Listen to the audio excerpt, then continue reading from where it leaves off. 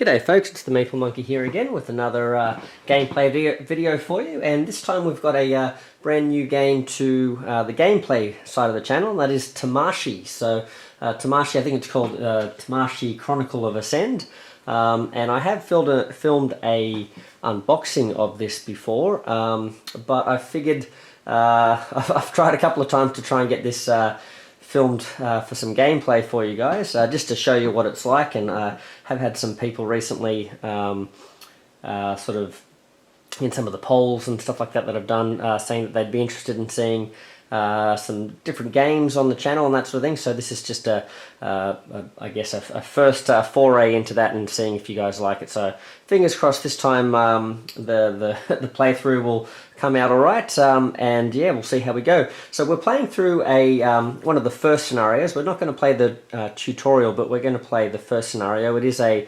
I guess like a scenario based game, but I'm not sure, depending on how this goes, I'm not sure if we're going to break this up into a few videos or if I'm going to sort of film it in separate pieces and then sort of stitch it together as one bigger video. But yeah, we'll just have to see how that goes. So, but the scenario that we're going to be playing in this game is the first one. It's X-6039. So I'm not sure what that refers to there, but every sort of a game of this that you play, you essentially play through a little scenario, and you get a little booklet like this with some story there for you. And if we open it up, then it gives you a little setup guide, how to lay out the map, a few little different specified things for specific things with setup, and then there's usually a little bit of information on the back there that you usually encounter as you go through the scenario. And then once you've sort of read through that, set that up, and done all the other normal setup as well, you then run through a scenario deck linked to the scenario that you're playing, and that essentially sort of takes you through all the different objectives and missions that you're going through in the game. So it is a Tamashii is a game set in sort of like I guess like a cyberpunk sort of world. I'm not the most familiar with that sort of thing, so I'm probably going to be using a lot of generalisms when I'm talking about things, you know, hackers and this and that, because that's all I sort of really know about it. But essentially the world is, yes, this sort of dystopian sort of future high-tech neon sort of city. The impression I get is that AI or sort of robots have kind of taken over and are sort of hunting humans down and that sort of thing. Also, humans can sort of, some of them have developed the ability to hack their consciousness into other living things or other people's bodies and that sort of thing, so you can inhabit other people and that sort of thing. And that's, we play a character like that. So we're going to be sort of like a cyber hacker. All the four sort of players that come in the game, you have these player boards here which represent like your data board, your sort of, you know, your system input sort of thing where you're doing all your hacking. But they also have a specific sort of like unique starting body. So they're all pretty basic, but they'll have some sort of unique special ability there as well. So the other thing you can do to sort of customize your character as well is you choose some starting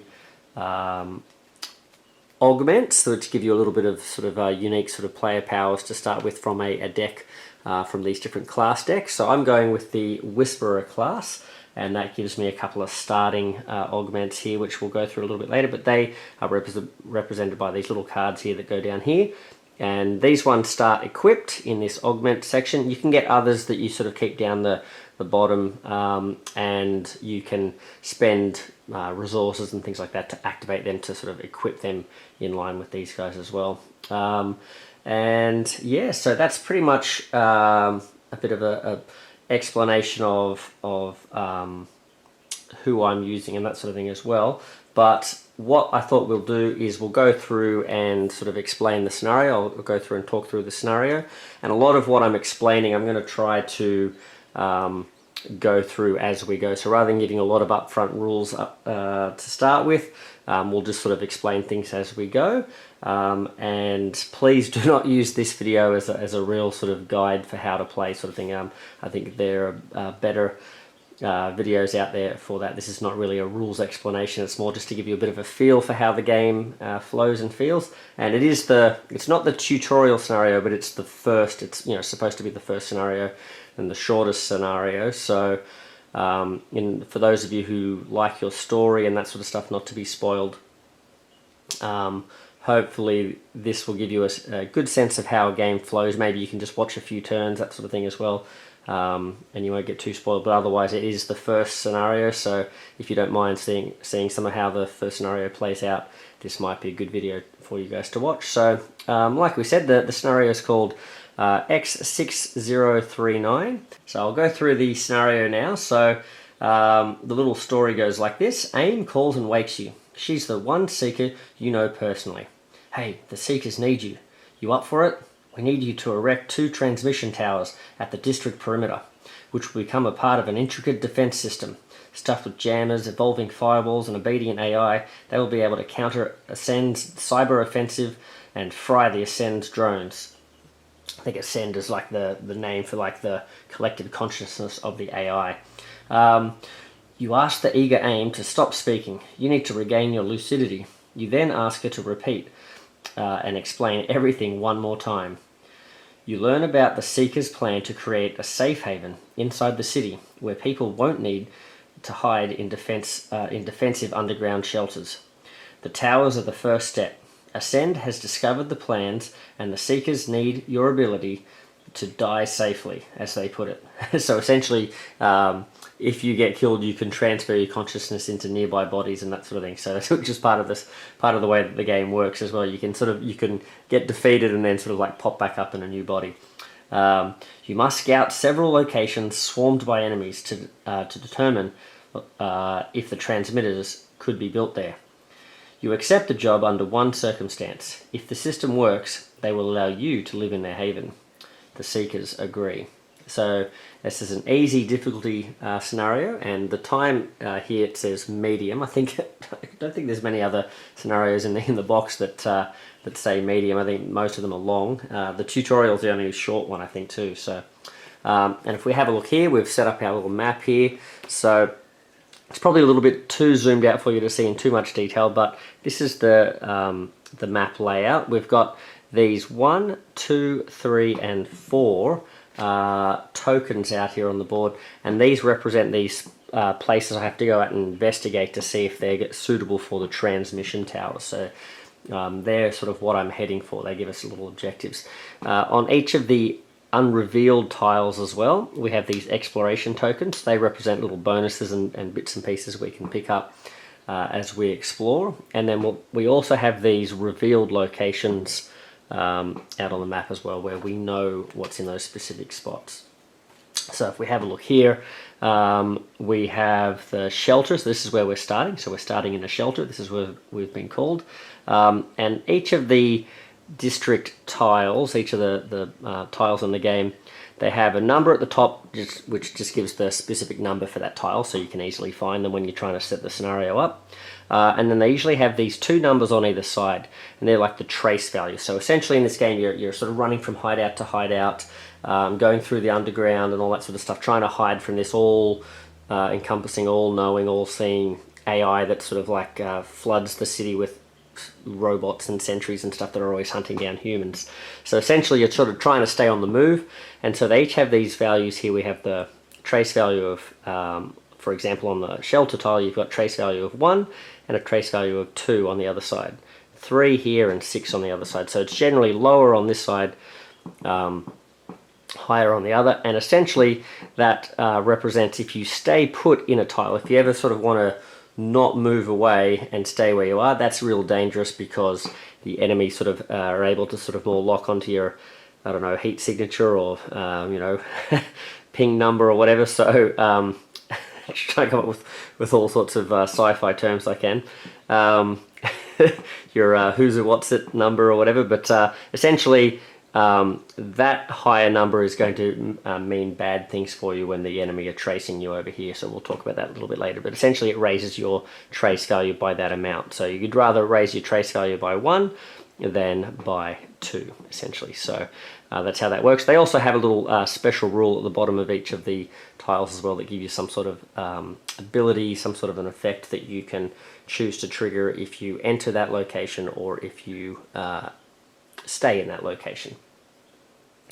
Now, so I think what we'll do now, we'll just go through some basic sort of stuff. Like I said, I don't really want to go into too much detail about how things, how the whole game sort of lays out and plays out, that sort of thing.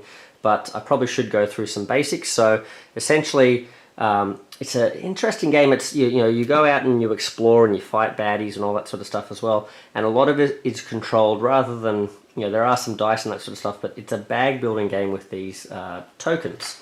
So if you can see here, you have these different colored tokens here, and essentially what you're trying to do is you are building up a store of these tokens that come in a little, you put them in your little baggie here. So we've got our little person wearing a unicorn hat. I think it's a unicorn. It's got a beak though. And then we've got a little cat on the other side, so different cyberpunky things, I guess. But yeah, we have this bag full of these little tokens here.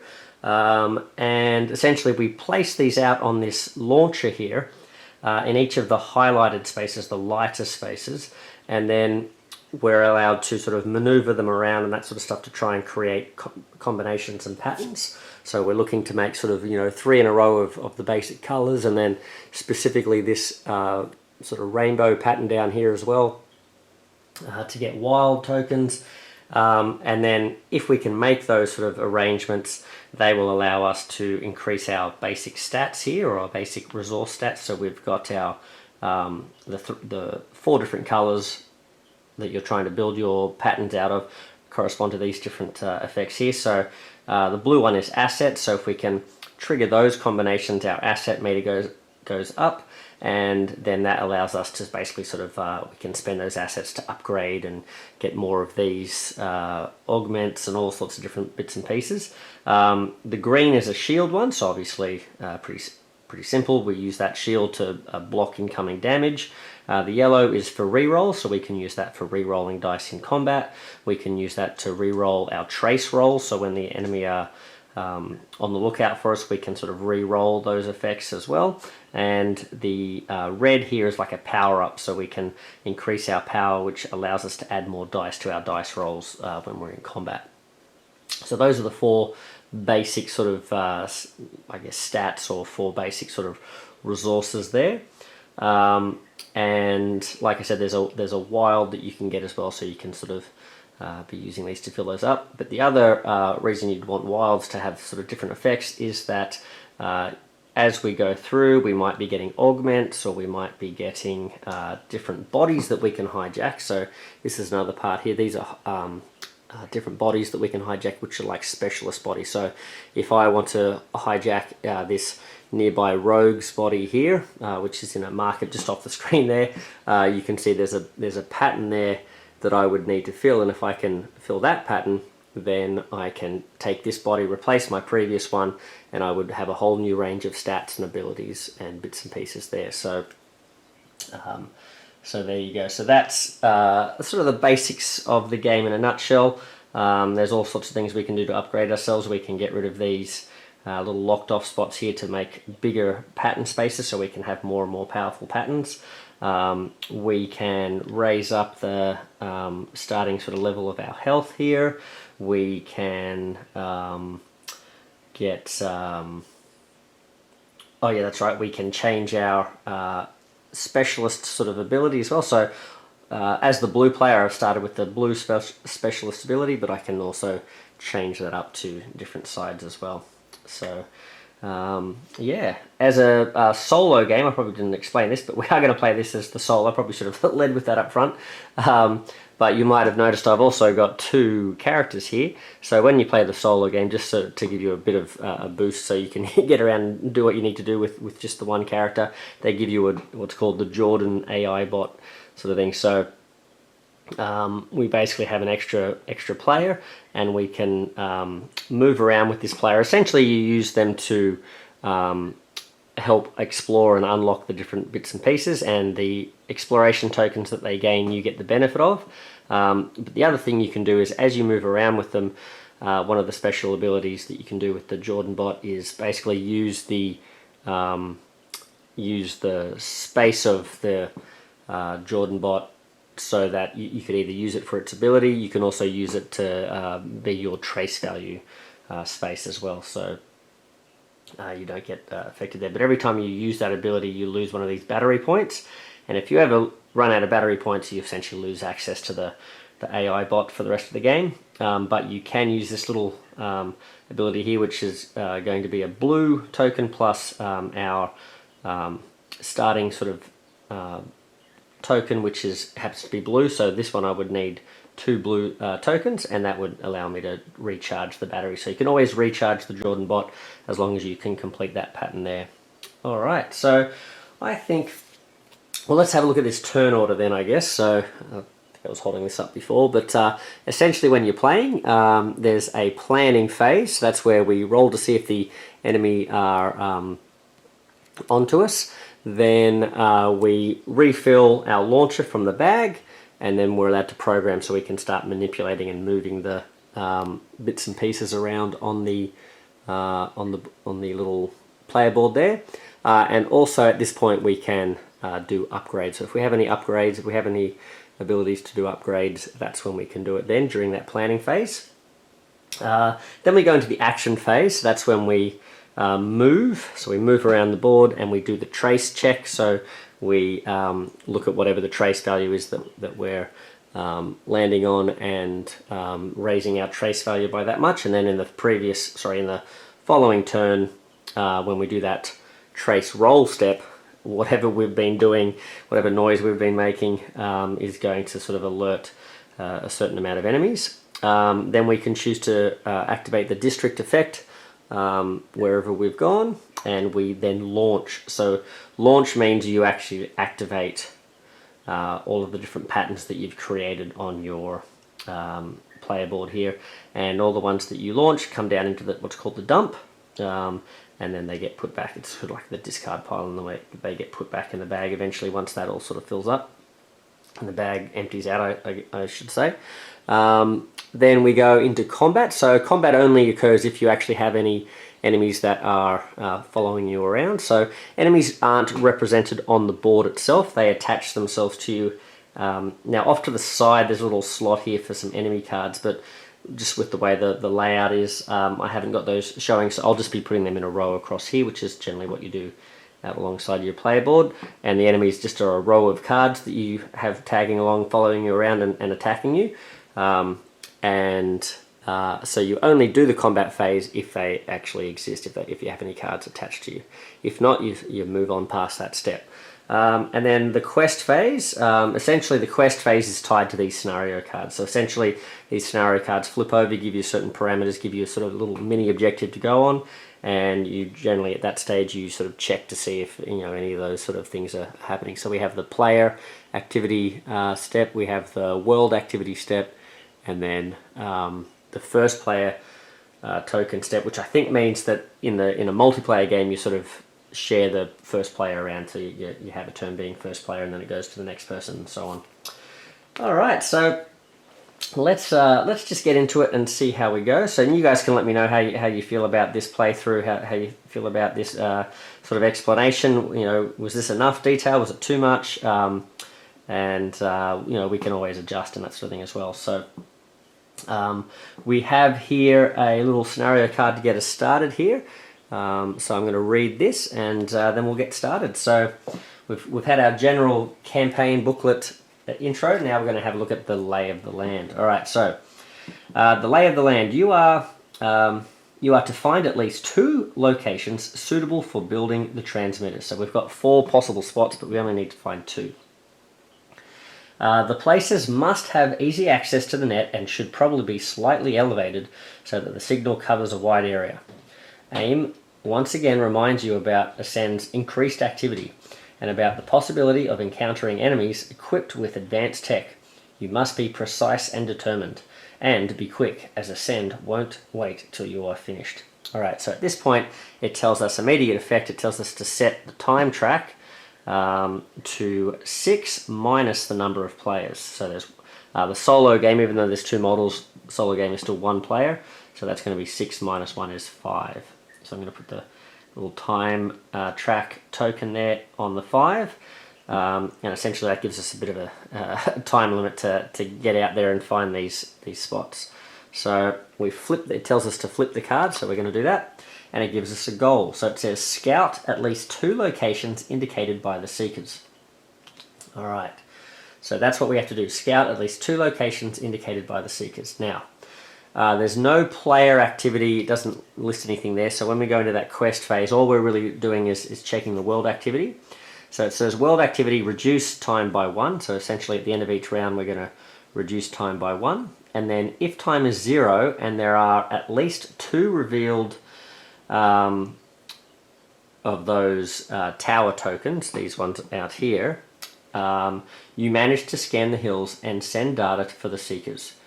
Each player gains an experience for each revealed tower, and then we draw another card. If time is 0 and there are less than 2 revealed, each player gains a corruption token. These are these sort of bad effect tokens. You generally get them if you get defeated and sort of have to jack into another body to start over again, sort of thing. You get one of these corruption tokens, and essentially if you sort of run out of these corruption tokens, there's a pool of 4 in this particular scenario, then it's usually game over and the scenario is a loss. So if we sort of fail to do this little mini mission, it's sort of like taking an extra hit. It's like being sort of killed an extra time, sort of thing. So we want to avoid that. So essentially, now notice that there's really nothing else going on here. So it looks like if we find 2 of these towers, that's not going to trigger the end of this little phase. What we essentially have to do is play through the full 5 turns, and then at the end of that 5 turns, if there are 2 of these unlocked, then we have a good outcome, otherwise we have a bad outcome. But either way, we've got to wait that 5 turns essentially. So interesting. Well, let's have a look here. I probably should also mention this is a learning protocol card. These you draw at the beginning of the game for each character. I think you draw 2 and choose 1, and they just give you a little bit of a guide, a little bit of a incentives to do some particular sort of strategies and that sort of thing, so that if you've not played the game before, or just if you're looking for a little bit of flavor, it gives you some sort of personal goal that your character's going after. So let's have a look at this one. So my personal goal here is to, and you have to do them in order. So my personal goal is to gain a basic data token. So I just have to essentially gain data, and you generally gain data by spending these assets. So what we wanted to be doing is playing some blue combinations to gain ourselves some assets, and then spend the assets to upgrade and get a new data token. And then step 2 is to launch an asset pattern with a wild in place of our basic blue token there. And you'll notice that the reward for doing that first step is to gain a wild, so that kind of helps us do the next step. And then if we do that, we're going to gain an additional asset of the same type, and gain an experience. And then the third step is we have to launch a longer asset pattern. So that means we have to launch one that fills up to 5 spaces there. So we're definitely going to need to work towards upgrading at least one of these slots there. If we can do that, then we get this reward, this final reward, which is you may launch all basic patterns multiple times per launch step, and that's a constant ability. So essentially you're working towards these things to give yourself some sort of constant ability. So that's what we're looking at there.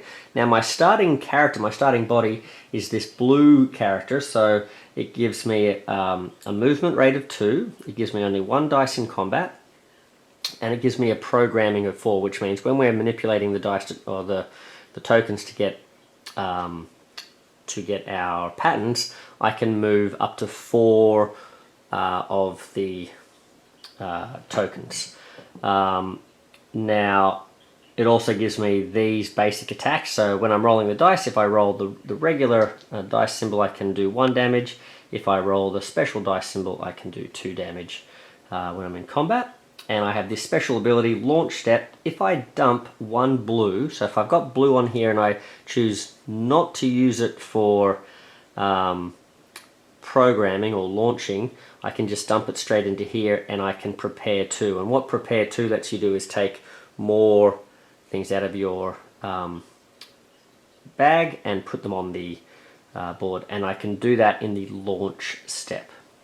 So potentially I could dump something out, dump 1 blue, grab 2 more out, which might be more useful, put them in, and then if they form a pattern, I could launch that pattern. So that seems pretty useful. Now if I choose to go into one of these other bodies, so at the moment in the market, the bodies I can, it sounds a bit gross, but the body market, I can get a rogue, and I won't go into too much detail, but they're pretty good at, if they basically deal damage, I can then do more preparing. So I'd lose this ability, but I could do some extra preparing by going out and beating up the baddies. Plus I'd have a higher program rate of 5 and 3 attack dice, so I'd be a lot more powerful, and I could do some more powerful attacks there. So that's the rogue. The other one I've got is this hacker.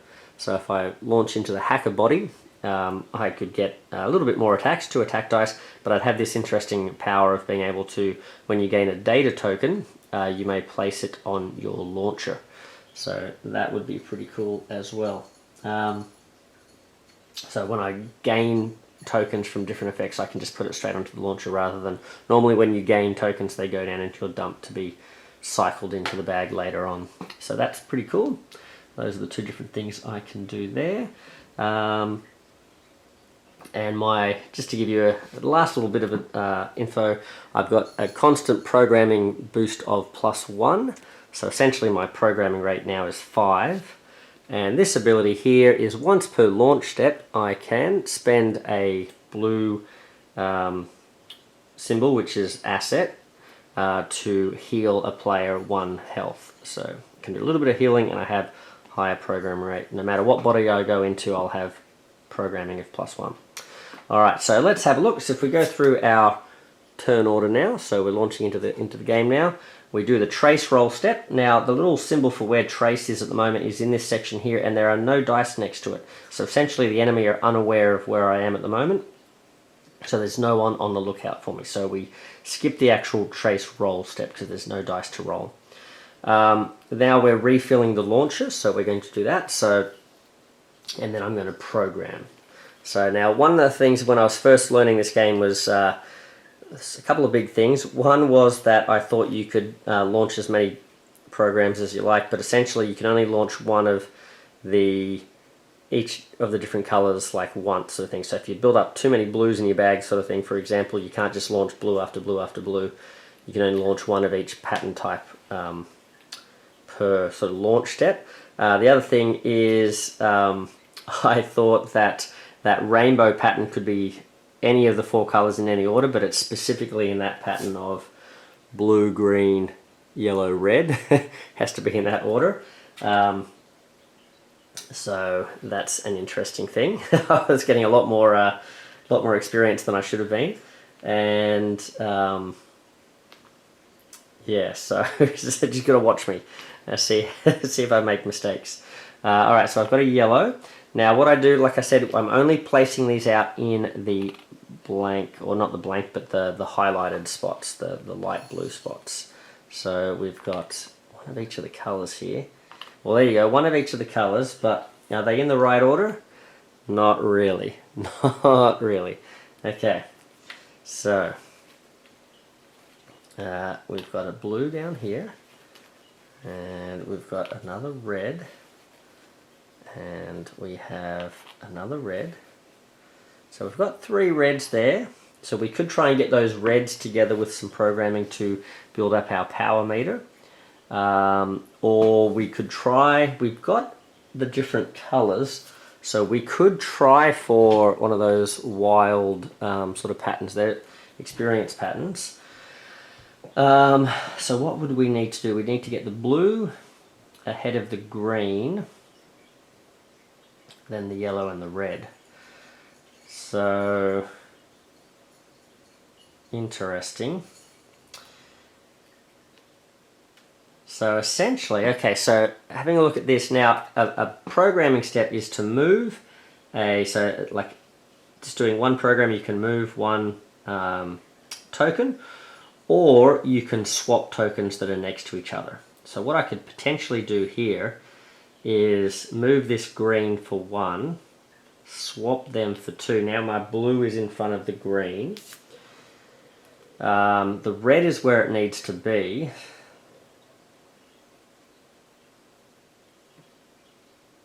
Over here, I just need to get this yellow down here, don't I? So let me see. That was 2. I could go 3, swap these around. That's 4, and then move this into here. That would be 5. Okay. Is that 5? So I did 1, 2 for the swap, 3, 4 for the swap, 5. So I've done 5. So I've got no more. I can't do any other maneuvering. Now, interestingly, when I did that swap, what that's done is that's moved this red up into this dark spot, and essentially, if you've got leftover movement, that's what you want to do. You want to move the tokens into the darker spots here so that it frees up for your next turn. You can put more tokens out onto these blank spaces. But we're going to do that. So we've got those into those spots there. Now, that was the other thing that I always was jumping the gun in this. The flow of this game wasn't very intuitive to me, so I just wanted to point it out, and just in case I make this mistake during this playthrough as well, you guys can know that I've made a mistake. Essentially, you place the tokens out, you manipulate them, and you get really excited because you're manipulating and thinking, oh, this is really good, and I'm going to do this, I'm going to trigger that. And you have to remember, no, you set them all up like this, then you have to go through the whole moving and activating things on the board, and then you come back to this and you launch them. Because essentially you have, in the action phase, the launch step, where you launch all of these patterns, is at the end. Alright, so speaking of action phase, that's what we're going to do now. So I think what we'll do, we'll move our Jordan bot over this way, I think. We'll head this way into this spot. So that's going to give us a... Ooh.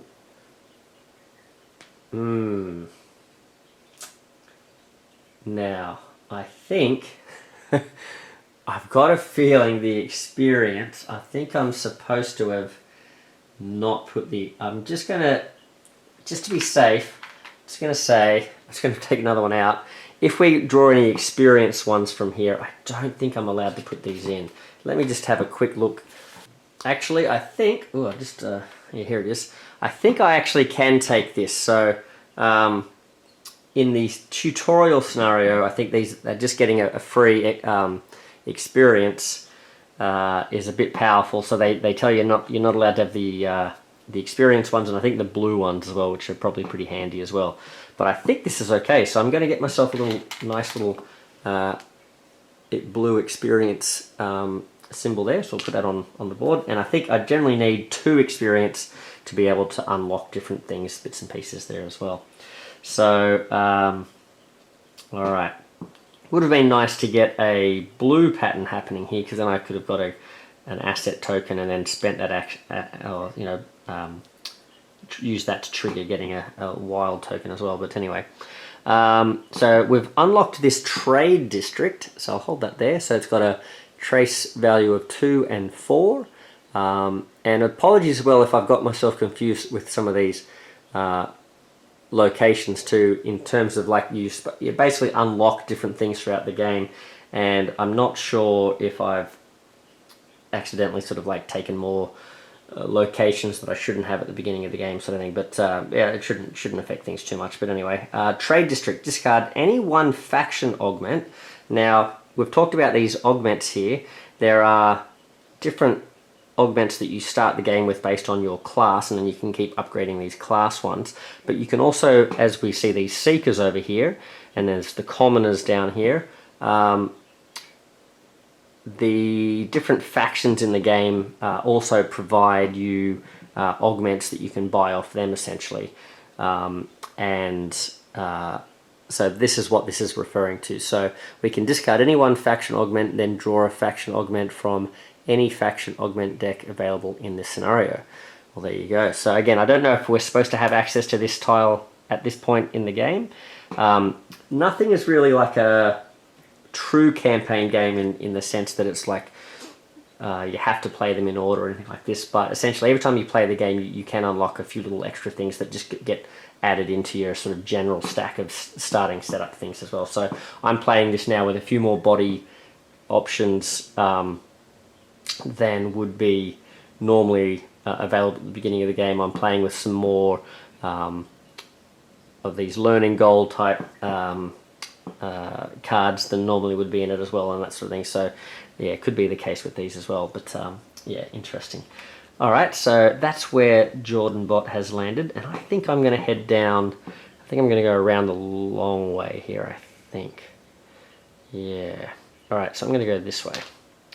So we'll flip this over. Oh, it's a belfry. So we've got 3, then 5. And the belfry says dump 2. And in this case, it's got stars on it. So that would be, for me, the blue tokens to recover a health.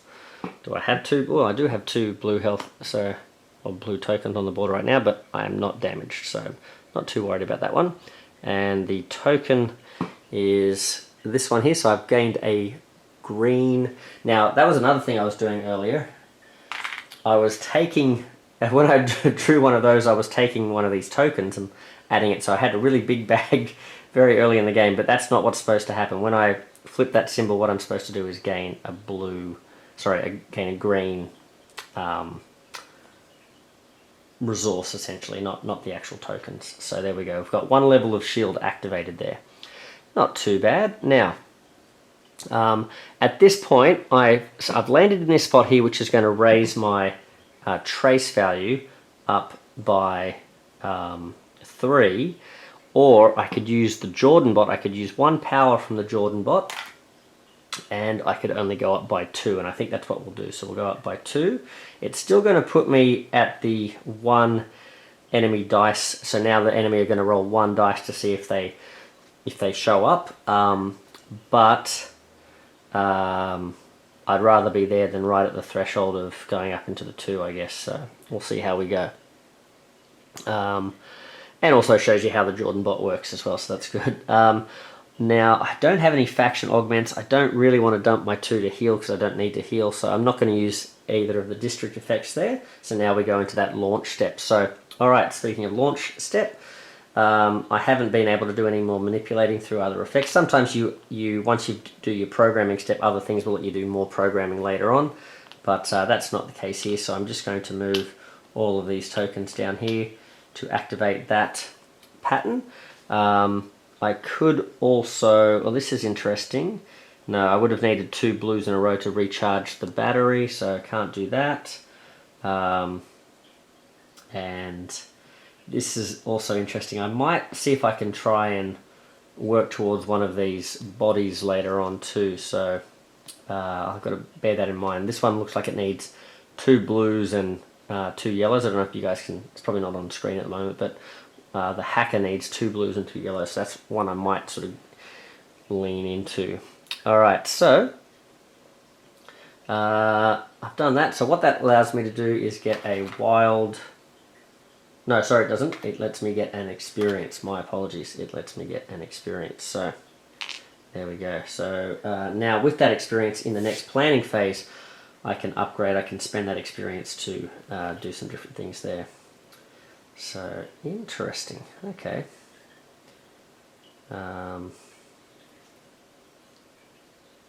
Players may spend experience or memory or trade augments. So 2 experience. What could I do with this experience? I could gain a maximum health. I could discard one of these spots here, which is something I need to do for one of my actions here. I could gain a wild token, which would be pretty good.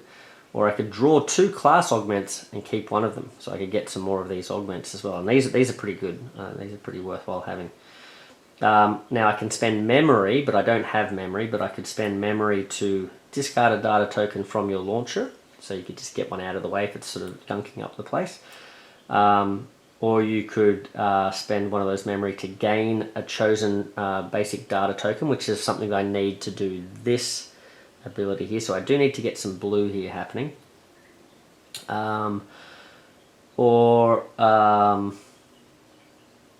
I could spend memory to get a chosen augment as well. So that's interesting.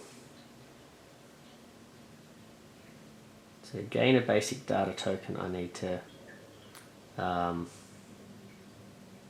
do that. Now, there's also different ways to get rid of data tokens from your pool as well, but that must be something on specific effects and that sort of thing as well. So, because you want to try and thin down your thing to make it very efficient for you too.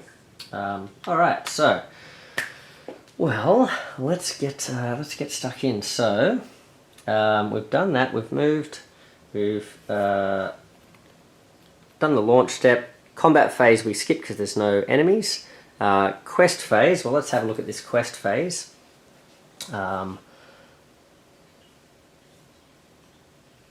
The scout at least 2 locations, reduce time by 1, so we reduce this down to the 4, and this says if time is at 0 and there are at least 2, no. If time is at 0, no. So there's nothing, time is not at 0, so we don't really need to worry about that. We can just move straight on. One thing I probably didn't mention, we had a movement rate of 2, and the Jordan bot also has a movement rate of 2, and you might be thinking, why didn't you move further so you can get towards these objectives here?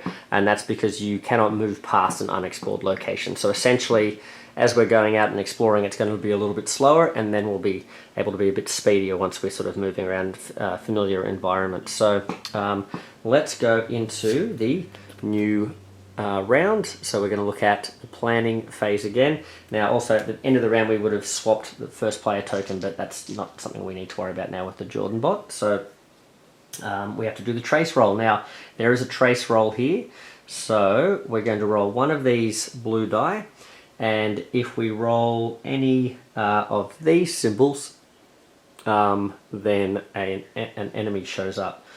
And there are quite a lot of those on the different sides of this die.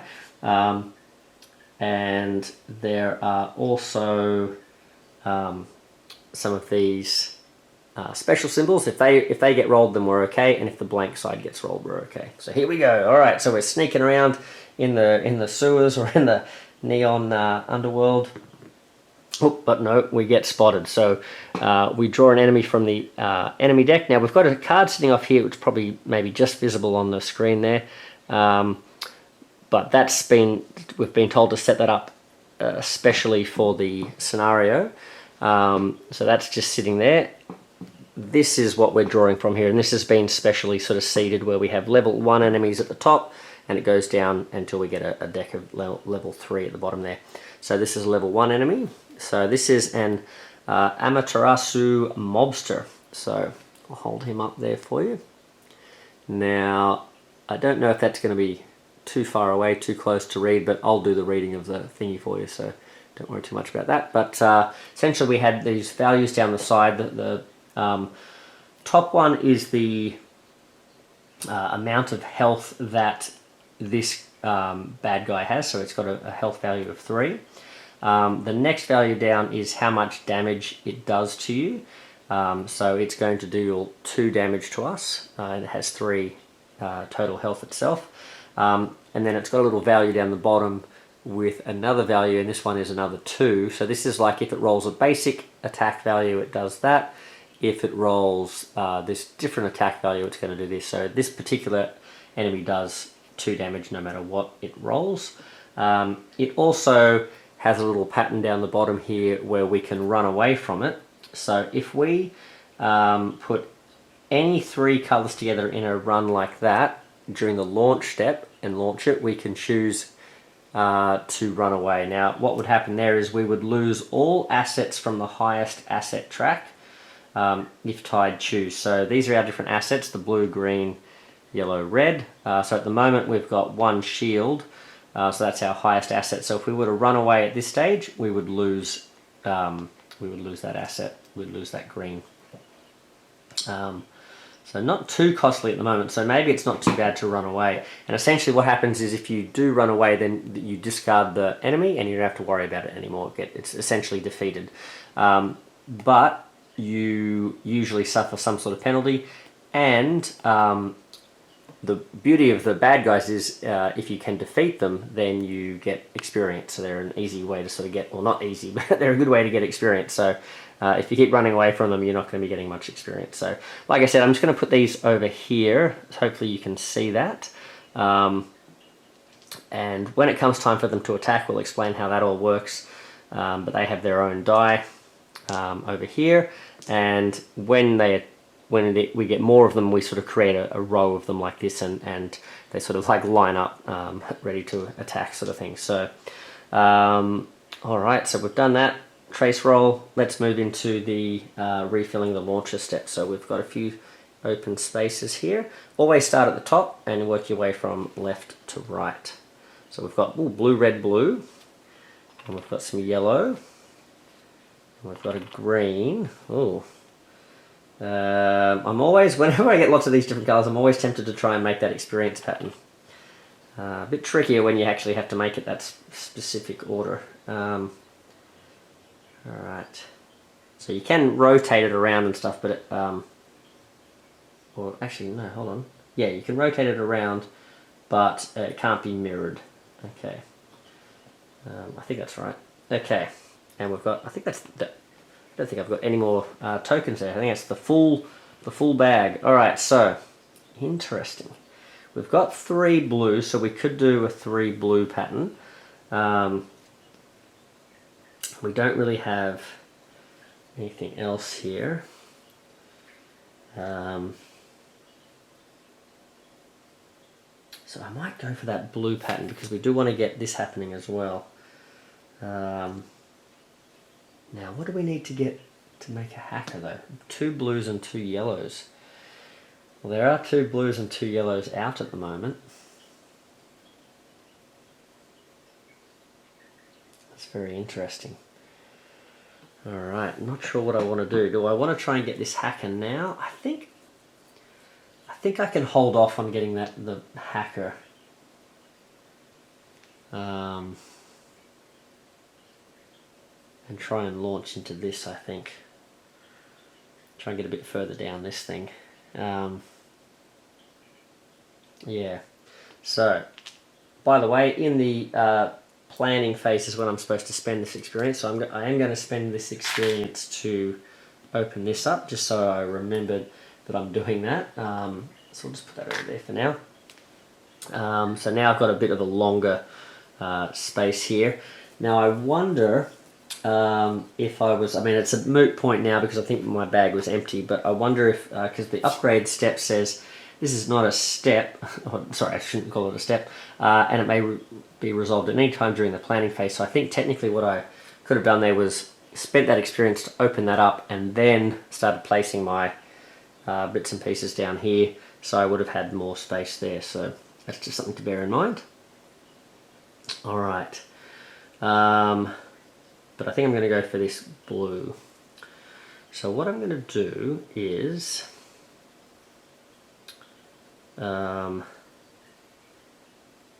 let's go 1, swap for 2, swap for 3, so that's 3 movement to get me there. I've ended up with the 2 green next to each other, which is potentially not bad. 1, 2, I think I've done 3, but I do want to get the yellows close together though for future. So I think I'm going to go 1, 2, that was 3, 4 to do the swap. And instead of moving this yellow closer, I'm going to bring this yellow closer, which moves it into this spot here. So now we've got more spaces open for next turn. Alright, so that's my 5, I think. Alright, now we move into the move and trace step. So I think Jordan Bot's going to move on down. Okay, what have we got here? Rice field. Oh, that's interesting. I've also set something up for for future. All right, so the rice field is here. So the rice field, and I've just gained myself a yellow, which is handy. I would have liked one of those yellows earlier to re-roll, because what I really like the re-roll for is re-rolling these trace rolls. Let's have a look at this rice field. So it's got a 5 and a 7, so that's a big trace. There's going to be a lot of bad guys following us if we're out messing around in the rice fields. Increase your... They're coming after us with the... you know, we've stolen their I was going to say they've stolen their carrots, but it'd be rice, wouldn't it? Increase your max health by 1. Don't increase your current health. Oh, interesting. A free health. I feel like a bunch of these 30 plus things I must have put in ahead of time. I don't think I'm supposed to have these. Anyway. Oh, whoops, that doesn't go there. Whoopsie. Let's put that back down here. There we go. Alright, Jordan Bot's over here. Right. Okay.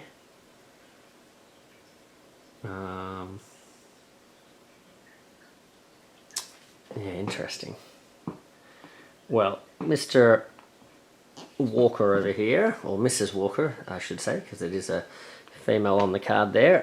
We've got the gardens, another 30. Alright, so 4 and then 8, and the gardens say gain a... Is that it?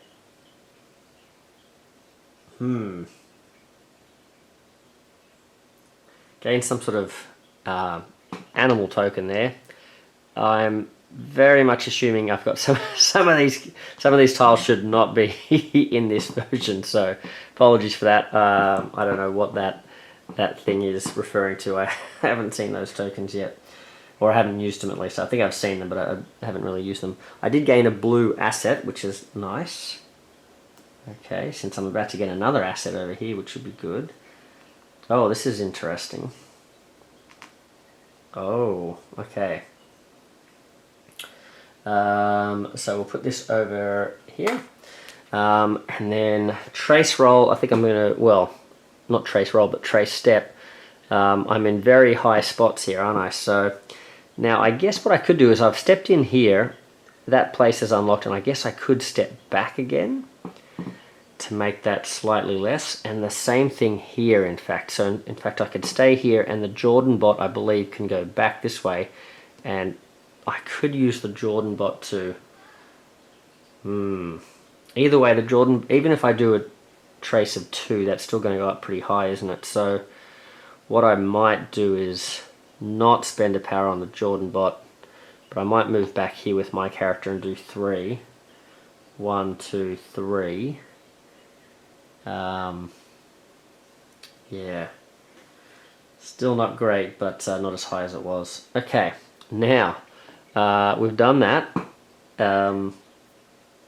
So launch, now we do the launch step. Now this is interesting because in the launch step I could choose to do this pattern here and try and run away, and I'm thinking what I want to do, lose all assets from the highest asset track if tied choose. And the problem is, if I were to launch and gain my memory from doing the blue pattern, that would become the one that's the highest, and I'd lose all of that progress. So I don't really want to do that. So what I'm going to do is I'm going to trigger this now, because what I have is I have 3 of any type in a row right here. So I'm going to do that. Now, let me just double check that I'm allowed to have these vertical. Can I have these vertically? I believe so. Yes.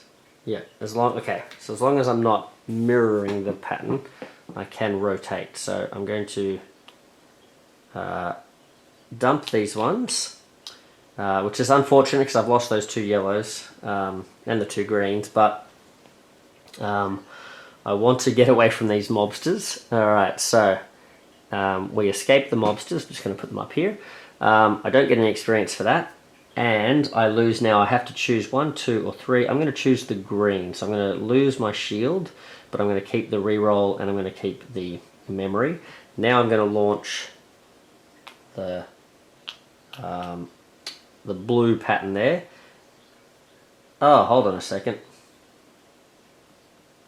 What was I talking about? I think I was thinking that that was going to raise me up one here, wasn't it? But it will. Oh, hold on, it does. It does gain me a memory. So did I already have memory from before? And I should have spent it earlier to get the basic data token.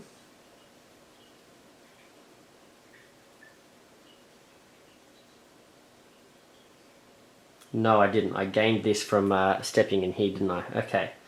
Alright, so this is gaining me, so that... Okay, yep, so it's going up 1. So now I'm on 2. Yep, good. Okay. I hope you guys are following it. I'm barely following it. Okay, so I've gained myself some memory there with the blue one, and then in the next round in that upgrade phase, that's when I'm going to spend some of this memory, if I still have it, to gain myself an extra token, and then that's going to let me get that thing there. So, alright, lurking around, sort of trying to update my system, my hardware or whatever, as I'm heading towards these tower spots. So, alright, so that is the... Now there would be a combat if that Amaterasu was still there, but they're not there anymore. So we've done all our launching, we skip the combat phase, we check the world phase again, this goes down 1, so now it's sitting on 3 out of the 5, and we go into a new round. So at this stage I can choose, even before the trace roll I can do this, but I think I'll just do the trace roll to get it out of the way. So now we're sitting in this spot where there are 2, so there's, I'm definitely on the radar of the enemy, and they're sort of on the lookout for us. So we've got potentially 2 enemies could have found us then, but I've rolled this symbol here, which means only one of them finds us. Now I could try to use this yellow here to this reroll to re-roll that ability, but I don't think I want to.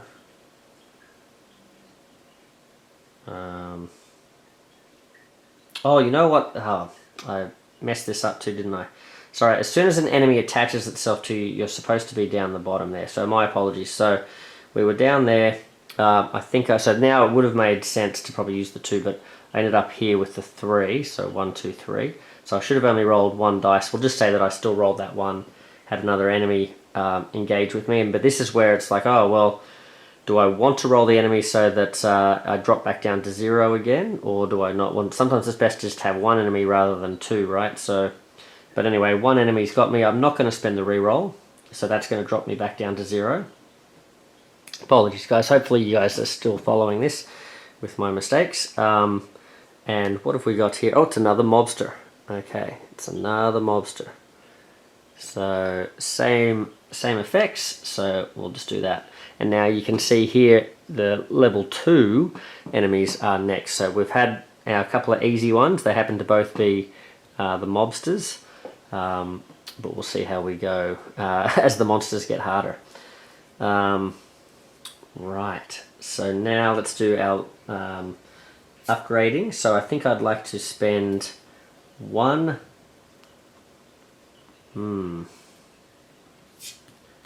Let's see, what am I going to spend this memory on? I could spend 1 to discard a data token, or I could spend 1 to gain a basic data token, and 1 to equip a chosen augment. Oh, that's equip a chosen augment, that's not gain a chosen augment. Alright. Right, okay, so what are we doing here? We are spending 1 to gain a blue data token. We're going to put that down here. That is, we've gained a basic data token, so we have achieved our first step there, and that's going to allow us to gain a wild token, so that's not too bad now. Now we've got a bit of a decent pool there. And the next thing we want to do is launch an asset pattern with a with a wild token in place of our basic one. So we want to launch something that's using a blue, and replace the blue with the wild. So Alright, I'll have to have a think about that. Now I've still got this asset here, this memory asset. Do I want to use that to gain another one? I'm thinking I might like to get a yellow, just because I'm looking at maybe getting this hacker body here, so I'm thinking maybe I'd like some more yellow out, just in case. Alright, so, now it's time to refill the bag. I've got nothing in the bag, so I have to put everything from the dump in the bag. Hopefully we'll see that wild come out at some point. Alright, so here we go. Shake it, shake, shake. Okay. So is this making sense? Hopefully this system is making sense. So essentially you should do this programming to give yourself boosts and abilities and things like that to build up your stats. And then you use it to help you go around, and you essentially use the board to go around and sort of like work through the thematic concept of the mission sort of thing. So yeah, hopefully this is all making sense. Now I'm supposed to only pull these out one at a time, so let's try this without looking. So we've got a blue, that's handy, we did want some blue. We've got some red, okay. We've got some more blue. Alright, what do we want to do with this blue? We want 2 blue next to each other and then 2 yellow. We've got another blue. Certainly got a lot of blue. We've got a yellow. Oh, there you go. That's almost perfect. And then we've got our wild. Even better. And yeah, we've got more blue. Look at that. All right. So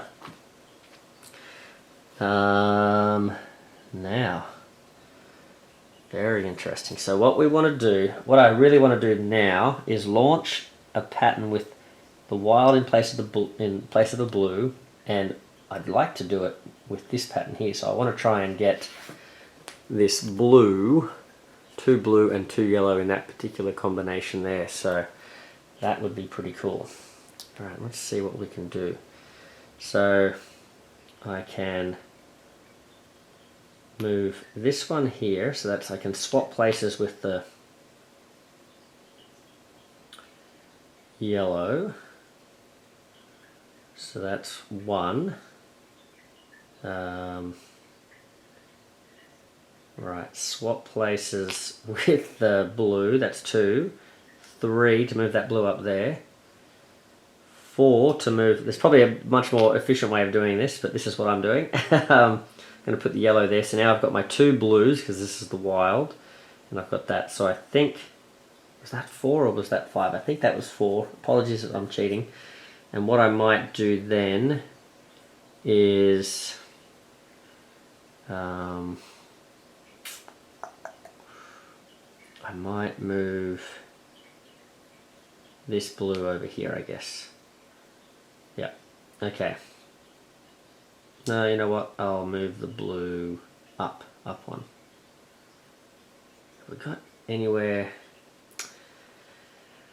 Is this creating anything where I can do... Because if I do this, I don't think I've got anywhere where I can escape these Amaterasu guys. But that's okay. It's probably good that we get to see some combat with them soon anyway. Alright. So, yeah, we've done that. Now, before we launch, we go into the action phase. We've done all the programming. So, excuse me, let's have a look. We're going to move. Ooh. We got experience, that's pretty lucky. Didn't really do much for that experience, but I'll take it. And now we're in a spot with this location as well. And this says Basilisk Hideout. Draw 1 Basilisk augment from the Basilisk deck. So, oh. Hold on, no, I definitely am not supposed to have these. How did that get in there? I'm definitely not supposed to have other... I'm wondering if I put the wrong... boy, I wonder if I put the wrong stack of locations in there. Okay, let's grab another one. Here we go, a damaged district. This is much better. I'm wondering, I've separated out all the cards. I wasn't supposed to have any of those hideouts in all these hidden ones, so I'm wondering if I've put the wrong stack out here. This is a 2 and a 3, and I can program 1 if I go here. Alright, so heading down here, and I believe in this scenario the dice tokens, which is what these are, represent potential building locations. When a district tile with one of those dice tokens is revealed, reveal the token as well. So we're revealing this now as well. And it is a one of those special symbols. So we've revealed one. Yep. Okay, so one of them's been revealed. Now we can move up to 2 with our character. We'll do that over this way. So what? Oh, sorry, the commoner's hideout. Sorry, we knew that was there, didn't we? So the commoner's hideout, we don't have to flip over, but it's got a token on it. And oh, hold on, no, sorry. This token actually should have been revealed on this space here. All right, and it's got a different symbol there, so I'll just show that there. So it's on the garden tile. Sorry, guys. So that one actually we were supposed to already have. So we've got 2. So we've actually got the 2 now. This is going to keep tracking down to 0 though, but we've at least achieved that objective. All right. So we've just decided to go a bit further around so we can get around this way. So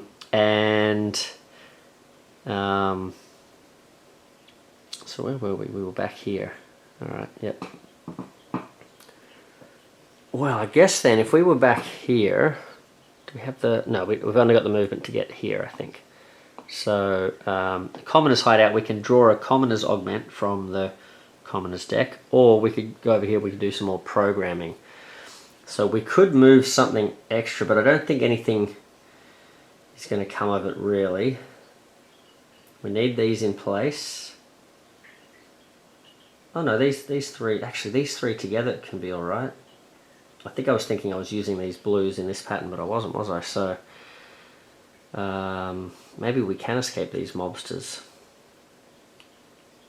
In that case, I might do this instead of programming over here. Now, what I'm not sure about is if I use... I'm not using the Jordan, but I'm going to use this one. I'm going to go up to 3. 1, 2, 3. With the trace value here. I'm not sure if I can use the location here and use the Jordan bot to do the district. I think if I'm... Yeah, I'm not sure about that. Anyway, I'm going to do this one here. Commoners Hideout. So the Commoners, they have their own deck over here somewhere. Is it this one? Commoners. Alright. So they've got their own Commoners deck. And... I think I just shuffle it and draw one off the top. Draw 1 Commoner's Augment from the Commoner's deck. Alright. So this one is unequipped. So, battery ants. Interesting. Okay. So you can see it gives us a launch pattern. So it gives us a yellow plus any other one. And since we're aiming for extra yellows, that's not too bad. A chosen player gains a reroll. Okay. That's not too bad, but I have to spend 2 memory to equip that. So this is now kind of sitting down here in this unequipped augment, and if I equip it, I can sort of add it to my section of equipped ones. All right, so that's pretty cool. We've done some faction, we've done some district effects. We've gained another augment as well, so that's cool.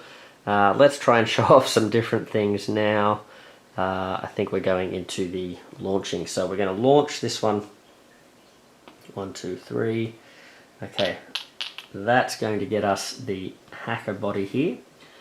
Now what that does is that's going to give us this character. And what you can actually do is you can actually get 2 different characters. You can have 2 at once, and you can swap back and forth between their bodies too. I'm not sure if that applies to the basic standard walker body. I don't know if I can keep going back and forth with the walker, but definitely, like, I could choose to get a like the rogue later on and then sort of swap back and forth between them using different, I think it's like an upgrade effect or something like that, where you can swap back and forth between their bodies. So now with I've lost that ability to dump to prepare 2, which I kept forgetting to do anyway, but when you gain a data token, you may place it on your launcher. So what I've been doing there, getting data tokens from these blue, I can actually place it straight onto the launcher rather than having to put it into the dump. Also, I'm a little bit better at attacking, and I can resolve a chosen enemy's hacking effect. So essentially, one of the ways you can defeat the enemies is by hacking them, and often the enemies, they don't really have one on the Amaterasu here, but they'll have these other effects, other patterns you can launch, and that allows you to deal extra damage to them and do different effects on them and that sort of thing as well. So when I roll this in combat, I can resolve one of those spots as well, because normally you don't do these in combat, you do these in the launch step, and then you do this sort of stuff to them in combat. Also, I've got a programming of 7 now, so I can do a lot of manipulating of the tokens. Right, so what I have to do is I have to take my walker model, and there is a version of this where you can just use standee, so that's an option as well. But I'm using the miniatures version, so we have our, what is she, a hacker? There you go.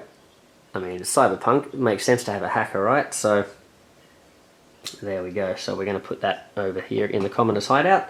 We're now using that body, and now I have to decide, am I going to run away from these mobsters? I feel like we're going to see some combat pretty soon anyway, so I feel okay with running away from these mobsters. Oh, now I am going to lose my reroll, but I'm okay with that. Alright, so that I've run away from these guys. I haven't got myself an extra experience. I mean, getting some extra experience there could have been good, but the thing is as well, this ability where I can use that hack attempt on them, I can't really hack these guys very well because I think they're mostly human, right? So yeah.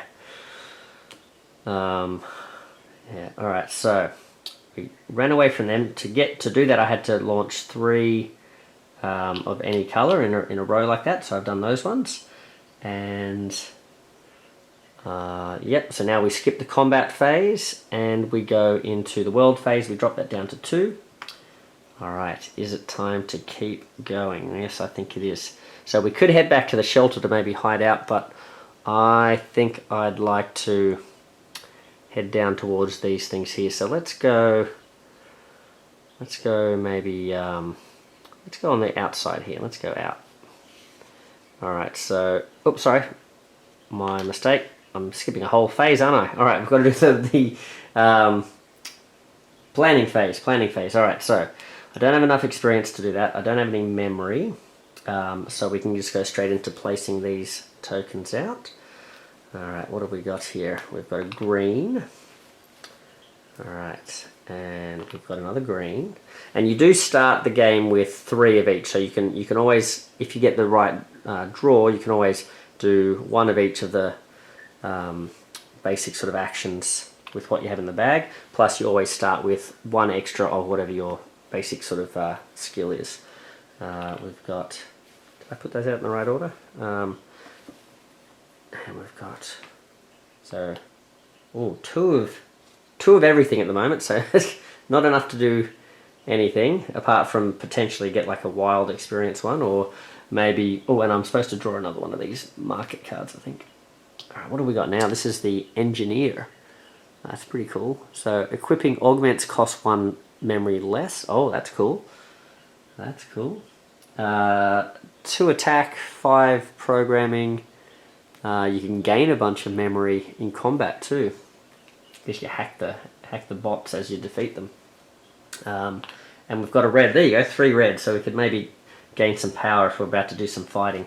Alright, so... Oh, and before I did that, I was supposed to do the roll step, wasn't I? My apologies. So let's do the roll. Now, we didn't have the re-roll either, so we are going to get a bad guy, and they are level 2. So what are they? Oh, what's this? A cyber wolf. Scary. Okay. Wow, 10 health. Uh-oh, that's not great.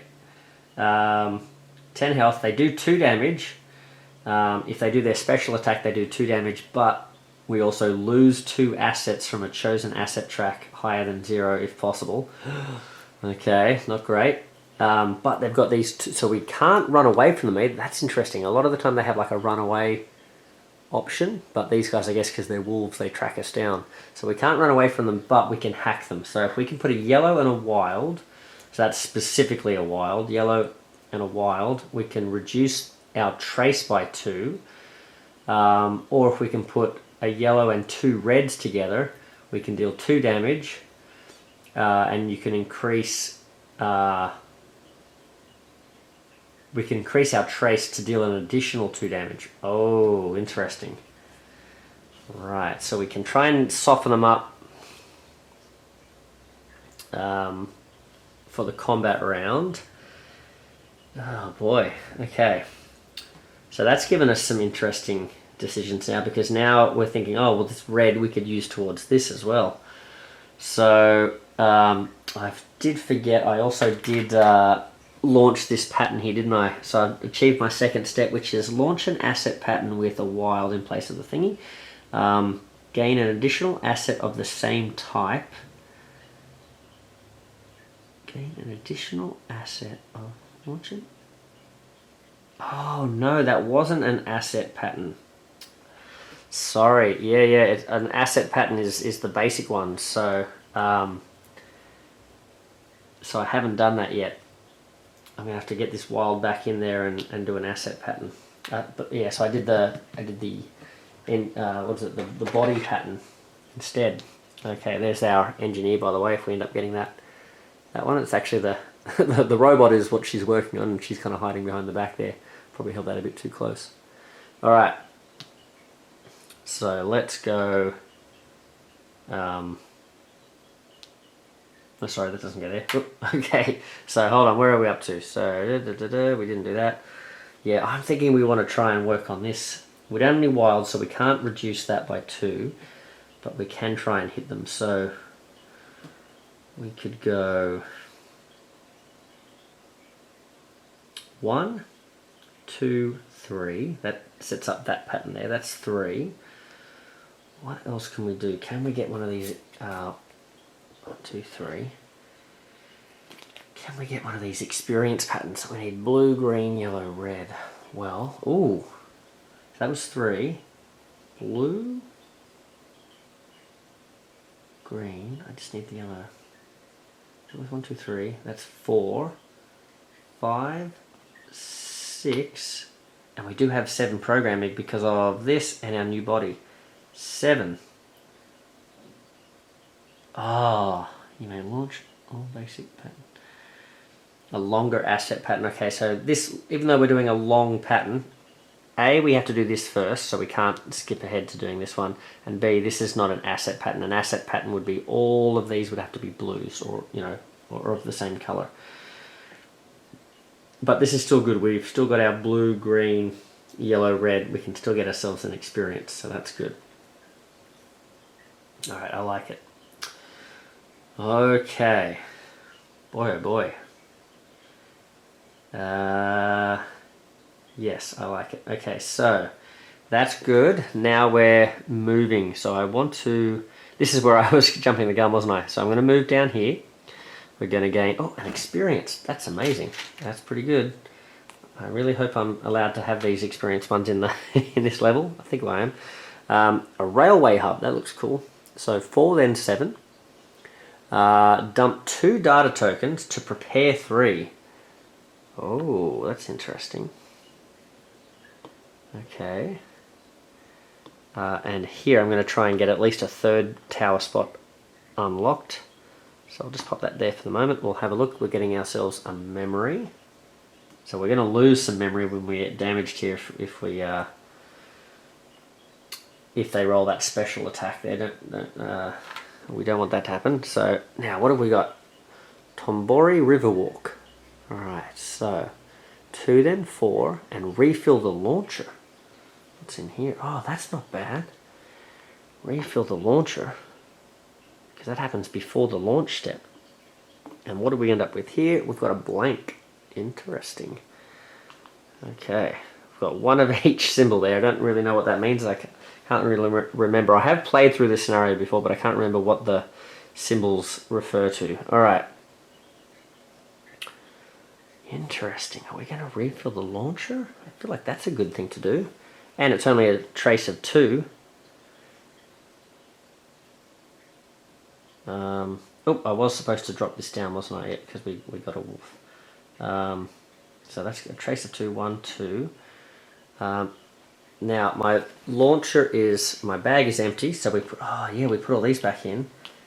And now we might even be able to reduce the trace down by 2 again. So let's, alright, if we can get that wild back out and put it next to a yellow. Okay, so here we go. Although it would have to go exactly in that spot, wouldn't it? And that's not going to happen. Okay, but still, because we're only refilling it, we're not getting to program. But if these happen to land in spots where we can do some interesting things, that would be good. Okay, blue, blue, yellow, oh, and green. Okay, interesting. Alright, so that was the move and trace, then we did the district effect, and now we're launching. So I'm going to launch these 1, 2, 3, 4 for the experience pattern. That's going to give me another experience, so we'll have 3. We'll be able to spend 2 and then have 1 left over for later, so that's good. So that's good, we did that experience. Now we're also going to launch this pattern here. We're going to hack the wolf. Alright, hack, hack, hack. Okay, here we go. So the wolf starts malfunctioning, and we'll put that over here. So let's have a look. We deal 2 damage. We get these nice little damage tokens. Little damage explosion-y things. So that's, where's the wolf? Oh, I've got it in my hand. Alright, so 2 damage out of 10, so it's got 8 health left. Okay. Now we can do another, to deal 2 additional damage. We can do 2 additional damage if we increase the trace by 1. Well, look, the trace is only going, if we increase the trace by 1, we're still only rolling 1 enemy card, so I think that's okay. Let's do that extra damage. 1, 2, 1, 2. Alright. Now, I don't know that we're still going to be able to make up 6 now, but at least that gets us a bit closer. Okay. Boy oh boy, hey, I'm trying to like look for these sites here, and you guys are just like chasing me around. Alright, don't know how I'm getting any work done. I've got to remember to do a basic action pattern so I can keep working on this too. Alright. So I've done the launch step, that's all good. Now it's time for combat. So now what happens with combat is, generally what happens is you roll this die, it's got the numbers 1, 2, 3, and I think it's even got a blank on it. And that is to show like how many different enemies attack. So if I roll this 3, now that would be bad. That would, essentially if I had 3 enemies on me, then all 3 would activate and all 3 would attack essentially, I believe. But it's possible I could have rolled a blank and then this guy wouldn't have attacked at all, I think, which would be really good. So we do that. So we've rolled a 3. It doesn't really matter for this case. It just we know that the Cyberwolf is going to attack. And then when it attacks, it's going to roll this die here, and that's going to determine whether it does its super attack or whether it does its regular attack. Does it have any misses on this? I don't think it does. Alright, so the miss is on this dice here where it might not attack at all. So let's have a look at the combat phase. So the attack roll, take the 2 different enemy die and a number of blue die equal to your body's attack value. You may spend power, the red one, to add more of those die. Then you roll all the above dice. So actually what I was supposed to do was I was supposed to roll this plus all of my dice, I guess. So what have I got? 2. and then roll this one as well. Okay, so let's do that. So I've rolled a single and a blank, which is not great, and it's rolled this little, the small attack. Now, place the enemy number die on the following enemy card. So the top number, if the top enemy if you rolled a 1, second enemy if you rolled a 2, third enemy if you rolled a 3. If you rolled the blank side, no enemies are attacking, then you resolve the dice results. So use the symbols from one combat die from your body, so that's our one there,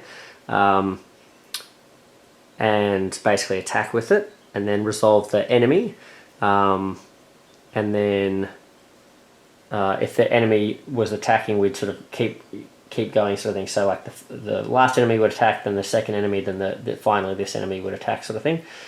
In this case, they're just only attacking once. And yep, and then move on to the next player. So yeah, and the players all do that. They all attack their own, or fight their own models, own enemies that are attached to them. But so this is going to essentially, you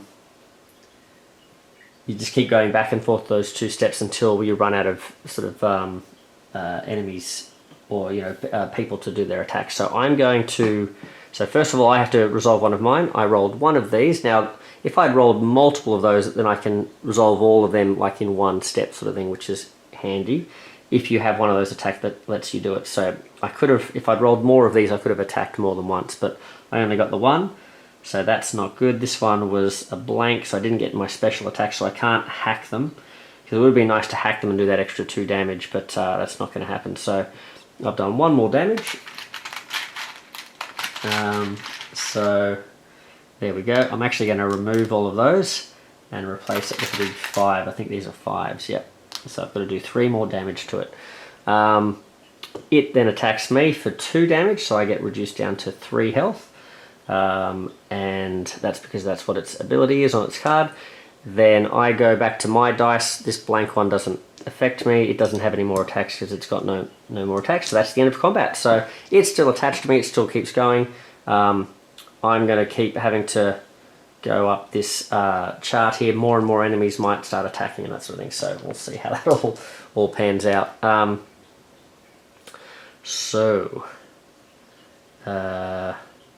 Not great. What happened to those extra? What did I do? I didn't throw them back in here, did I? Because I've got this one for the experience, but I don't know what I did with those that I spent to do this. I think I did 2 reds and a yellow. Did I put? I think I might have put them back in here, unless I've chucked them in the bag. I don't. No, I don't, because they're not in there. Apologies, guys. I think you might have seen me do this. I think I threw these back in the. I think I threw these back in here when I triggered that attack. So I'm just going to put them there for now. All right, because they should be down in this dump. Okay. We did combat. Now we do the world phase. We go back down here. Almost there. All right. So I might start heading back to, is there anywhere I can go to heal? The Bryce Fields might be good to heal. No, that increases your max health. It doesn't let you heal. Alright, what was this one? I needed to spend 2 blue. Alright. Okay, well, let's do some upgrading. So I've got these. I can increase my maximum health and also increase my health by 1, so do a little bit of healing. I could do that because I am getting beaten up here. Or I could spend this to open up another one of these to make it easier for me to do these long running patterns. Or I could gain another wild. Oh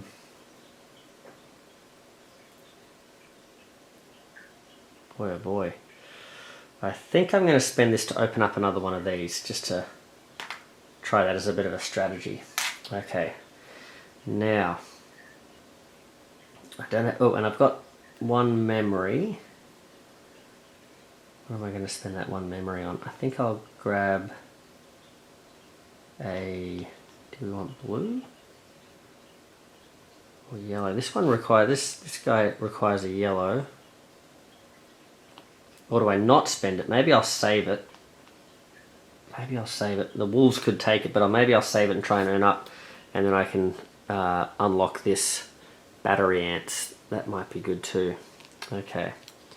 Yeah, I'll save that. Okay, so let's go into rolling the trace step. So we're still in the one enemy phase here. Oh, we got another enemy. So it drops us back down to 0, but we now have 2 enemies. So this enemy goes in underneath, I think. Yes, so this enemy, now we can't do any of the hacking on this enemy because it's the bottom enemy. It essentially slides in under here, and it's still going to attack with these values here, but we can only interact with the hacking of the top one. All right, it's got 11 health too, yikes. That's not great. Okay.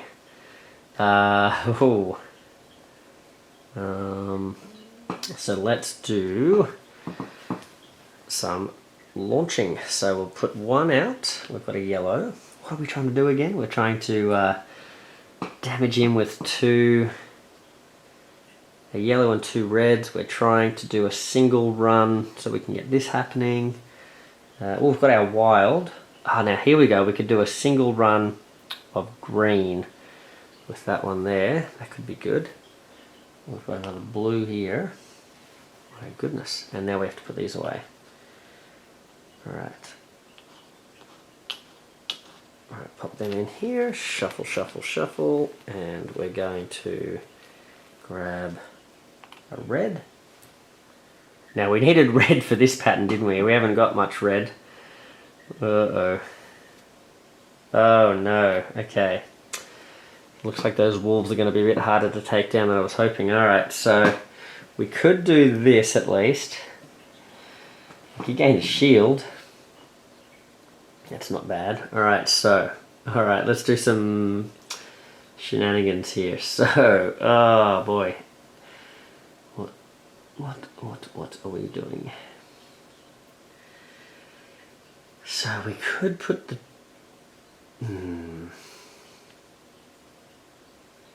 Could put the... No, it's going to be real hard to get these 2 reds together. It's going to take up a lot of programming. We've got 7 programming. I don't think it's worth it. So let's stick to our guns here. We could... Now we could try and keep these yellows and reds around for next turn. Or we could do something like this. We could go 1, 2. We can use that. 1,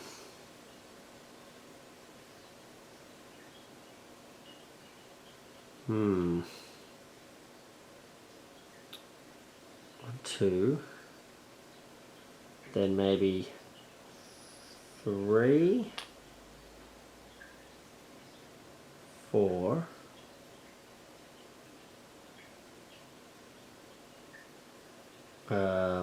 5.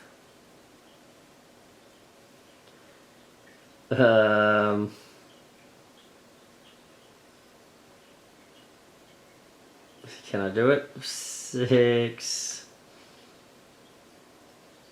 No. Maybe just 6. And I sort of want to keep these blues together for later, but I might just move that down and we can get more things coming out. Alright. So 7, we'll move that down to 7. So that's, we've got these 2, we're planning on launching a shield and a reroll. Alright, so that's that. Now let's do some moving. So I think I'm going to move back. Do I want to go west? Somewhere? 1. 3 is not too bad, and I'll just stay here at the commoner's hideout, and then we'll step into this spot with the AI bot. Oh, old watchtower. Okay, so it's a 2 and a 3. We gain ourselves a reroll, that's not too bad. Reroll asset. Now, we flip this over, it is one of these symbols. We've got 2 of those. Deal damage equal to the level of your top enemy. Oh, it's a level 2, so we could just do 2 damage to this thing straight up. If I use this spot. Yeah, let's do it. We'll use up a battery. I'm not sure if I've forgotten to do that once or twice. I think I've mainly been using the character though, so I think I've only had to do this once, but apologies if I've cheated. We're also going to raise this step. Before I use this ability, we're going to raise this step by 2, so 1, 2. And now we're going to do this. Deal damage equal to the level of your top enemy. So that's 2 damage. Man, if only it was 1 closer. So it's now on 7. But I guess we only have to do 1 more damage now to take it out. But I'd like to be able to know, you know, if I could take it out, then I could be working on whatever the hacking things are down here. I've just noticed this thing will do 4 damage to us if it rolls that high number, so that's not great. Okay. Okay, and yeah, we're looking good here. Maybe I should have done that healing. Okay, so launch step. So launch step, we're going to launch the green. Launch an asset pattern with a thingy in place of... Oh no! Oh, I can't do this. Hold on a second. Hold on a second, because it's got to be in place of my special ability. So I actually have to do it with these. So I think what I could have done, I probably could have had extra movement here as well, but move the blue. So what I'm going to have to do is get this reroll and then do these blues here, because that's what I need to do that. I mean, I guess I could try and get this shield. The shield could be good in the current situation where I've got wolves and what are these things, pulverizers hanging onto my legs as I'm trying to do some hacking. Alright, just leave me alone with my Apple IIe. Alright, here we go. So, I've done the blue pattern. So I've done an asset pattern with a wild in place of my special, which is blue.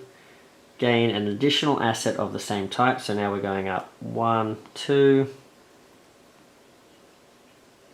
So we went up by 1 for doing it, and then go up another 1 for doing that. That's the bonus that I got. And I also gained an experience, which is handy because I already had 1 left over, so now I can spend that next turn. And we're looking to do this larger pattern. Okay, larger pattern. All right. So, right.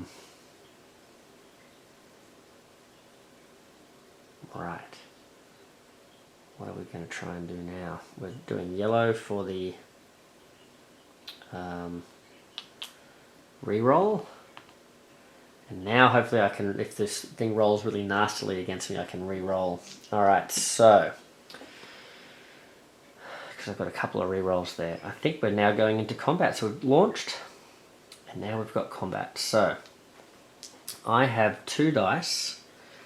It rolls 2 dice. We're hoping to see the blank here. Instead of a 2 or a 3, we'd like a blank so that none of the enemies attack. We'll see what we get. Okay. Oh, that's not what we wanted. Now, at this stage, we've got 2 of these, so we can attack with these.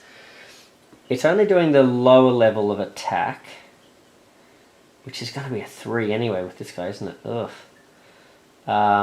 What we could try to do, because this is going to eliminate us.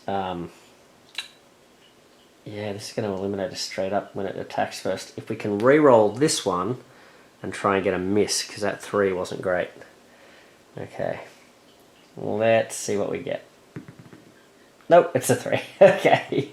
Alright, not meant to be. So I believe I believe what we can do is spend these now. I can spend as many as I want to do 1 damage each, but this thing is only 1 damage away from being destroyed. So I feel like I'm going to spend 1. That will get rid of it. It opens up this new pulverizer, but at least then I can now use this to do my secondary attack, I think. Alright, so let's see, deal. This is going to be nasty. Alright, so yep, we defeated 1. We get an experience for that. We get an experience for defeating another enemy. That wolf is gone, but now it attacks with the next available enemy. This one now becomes its top enemy.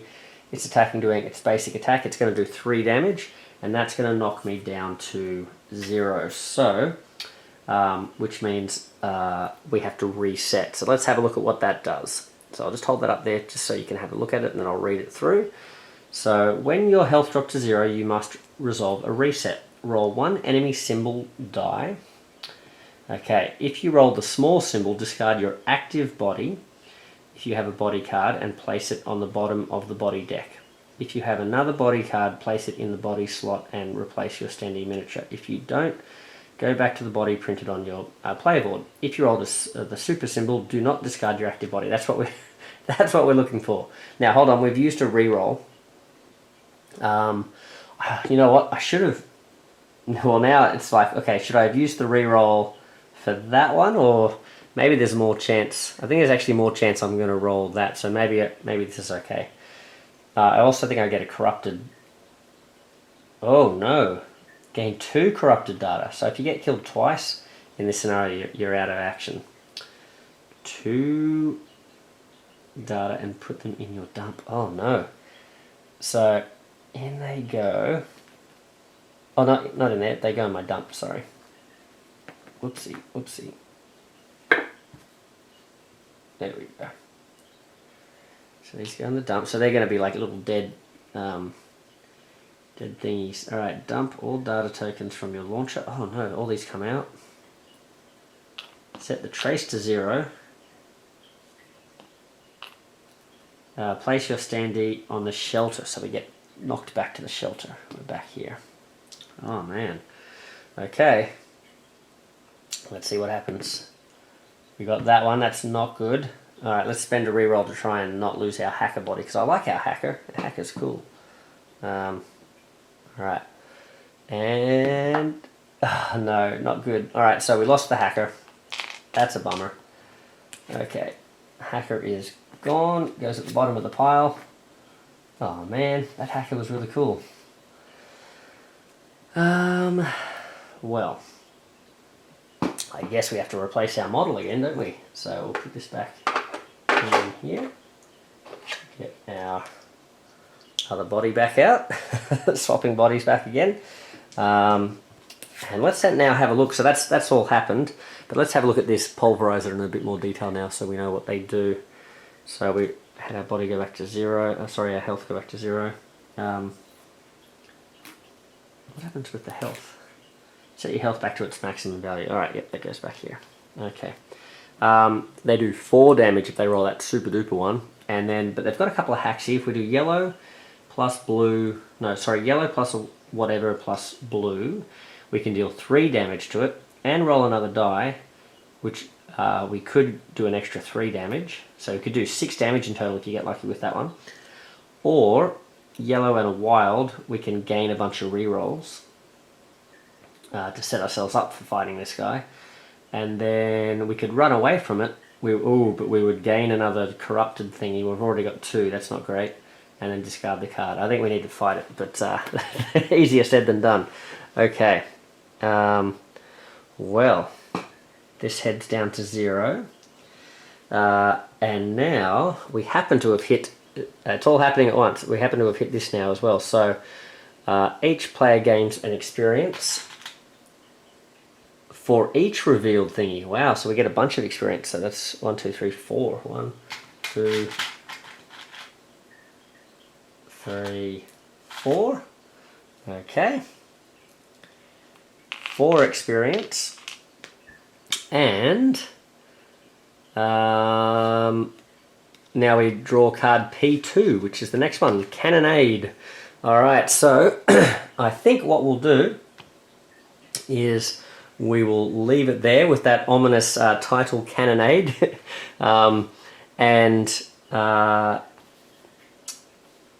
Because that way I think in this video you've seen us sort of work towards an objective. You've seen a bit of everything. You've seen us doing a whole bunch of sort of manipulating the tokens there, working towards separate goals, buying new upgrades, moving around, using the AI bot to sort of help us out as well. And you've seen some combat. You've seen us avoiding combat, and you've seen us getting beaten up in combat as well. And you've seen what happens when you have to reset as well. So hopefully that will give you a good idea of how the game plays, and the way that it sort of like follows a bit of a story arc and that sort of thing as well. If you enjoyed this, if you thought this was worthwhile, if you could follow it and sort of were invested in it, and you'd like to see me continue this story, what I'll do is I'll take some photos of like where I'm up to and what I had and all that sort of stuff. And the makeup of my bag and all that sort of stuff, so that if we need to sort of continue with this, I'll be able to sort of continue from this point where we got to Cannonade there. So hopefully hopefully you guys enjoyed that. And like I said, if you do want to see more of this particular scenario, you want me to finish the campaign sort of thing for you, or not the campaign but like the scenario, yeah, let us know in the comments if you want to see us finish it up. But if not, hopefully this was just enough to sort of give you an idea of how Tamashii works. And I don't know, being a big Awaken Realms Kickstarter, I'm not sure how available at retail this will be, and that sort of thing. But hopefully it gives you a sense for how the game works. So, and if it's something that you'd be interested in investing in or picking up. So. Yeah, anyway, well, thank you very much, guys. I hope I did you proud with the video. I hope it was relatively easy to follow sort of thing. And we'll catch you on the next one, whether that's Marvel United or more Tamashii or some Black Rose Wars. Let us know what you're keen to see more of. All right, thanks, guys. See you later. Ape Monkey out.